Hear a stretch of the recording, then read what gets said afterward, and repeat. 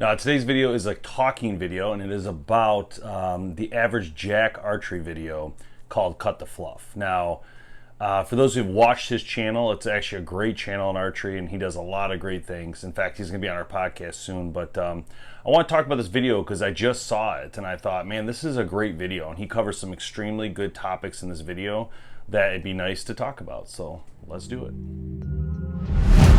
He talks about the size of the bow. Now, he says in the video, I wish that I never thought that a short bow had to be for bow hunting and a long bow for target. Now, this is an accurate statement in my opinion.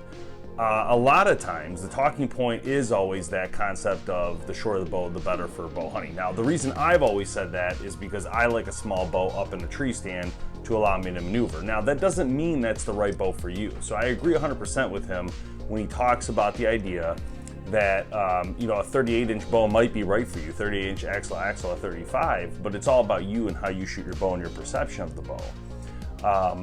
You know, when the companies create these new bows, the concept they have is that, you know, target and 3D and all that are usually higher axle because the generally, okay, and this is very important to say that, the higher axle, the more accurate the bow has been. Now, as a kid and me shooting bows, I feel the same way. Like, I've shot tons of bows over the years, and the longer the bow, the more accurate it's been.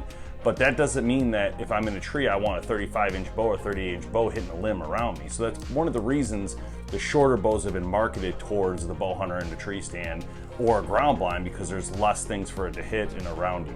But that doesn't mean it's better for you. So yes, it's an accurate statement. You can, you know, whatever is best for you, use, but you gotta make sure your surroundings are adaptable to the bow. Age of the bow. 100% agree with this comment. He talks about it doesn't even matter if your bow's older or not. It doesn't. The older bows are wonderful. As you guys have seen on the Classic series, we've been able to shoot some of these bows, and to be honest with you, even the ones in the early 90s and 80s I could still kill deer with today. They all do the job. The difference is the tech in the bows. The tech has changed. So if you want a different type of tech or you want something a little newer, then you upgrade. That's just kind of how it goes. But yeah, you should never feel that your bow is not good enough just because it's older. I agree 100% with that statement. It's really important. So an important fact here is understanding your bow. I really like this comment because a lot of times you guys see on our show, we're going through different bows all the time, and our show is based on just bringing you the latest of what's out there. And we don't usually sit down and actually detail a bow to the point where we're reusing that bow constantly. So that is highly recommended to you. When you purchase your bow, you really should continually learn and understand your bow the best you can. Get to know that bow inside out, understand what tuning is and how to tune your bow. Another comment he makes is, what should the bow feel like to me? What's important to me when it comes to the bow? So this is a really important part, right? Because it's like, what is it that you need in a bow that makes you feel home or comfortable? That's why you have to go shoot these bows and understand them, because you need to put your time and effort into your purchase. I also didn't know average Jack was 6'4". Wow, he's a tall guy. So he also talks about let off.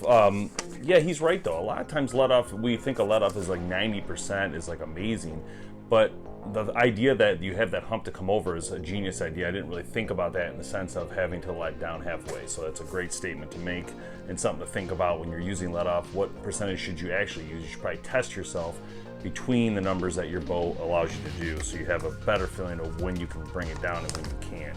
Fletchings, I agree with them. I don't mess with fletchings at all, guys. So for me, fletchings are like, I just use what comes on the arrows. I really don't like getting involved in the fletching because I just feel like it's extreme, and there are so many options that it makes it uncomfortable in my opinion.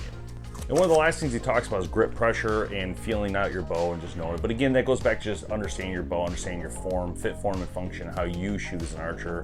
Definitely get some lessons if you need it. Go talk to your local pro shops, talk to some target shooters. Those guys have it down pat generally. But again, it's gonna be a little different for you than it is for everybody else. But great video, Average Jack. I'm glad you did this video. I think it's really important. I will link that video below. You guys should check it out and watch it yourself.